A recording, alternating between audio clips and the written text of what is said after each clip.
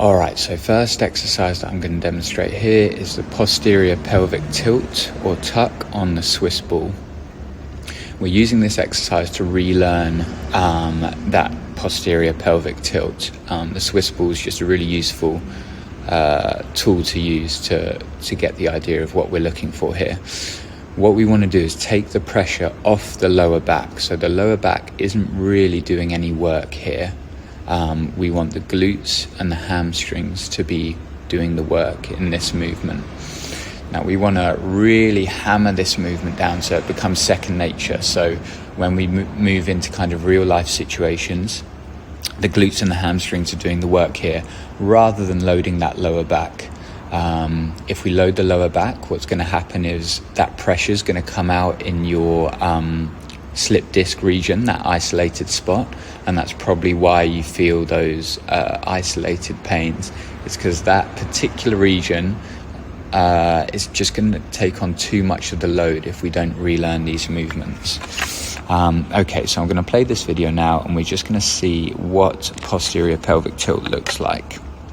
So as you can see, I'm sitting up nice and straight, feet are hips width apart. We're bringing the knees into a kind of, not an internal rotation, but a neutral position. So don't let them splay out too much. The knees should be in line with the toes. And then from here, what we're going to do is use our glutes, so engage our glutes to drag the glute muscles down towards the back of the knees.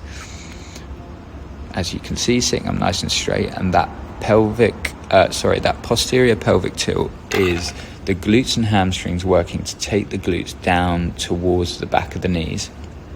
What I'm not doing here is using my lower back at all. You'll feel a kind of, a flexion in the lower back, but it's not taking on any of the load of this movement. And also what I'm not doing is using my core. So if you want, you can put a hand on your stomach, and you just want to feel that stomach nice and kind of relaxed and loose almost, okay? You don't want it engaging. This might take a while to learn, but you just really want the glutes and hamstrings to be doing the work.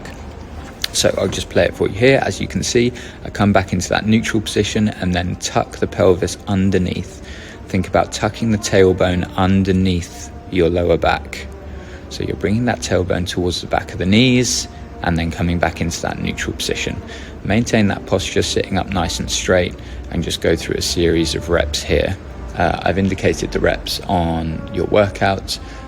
We're just going to be doing this as much as we can throughout the week to really learn that posterior pelvic tilt.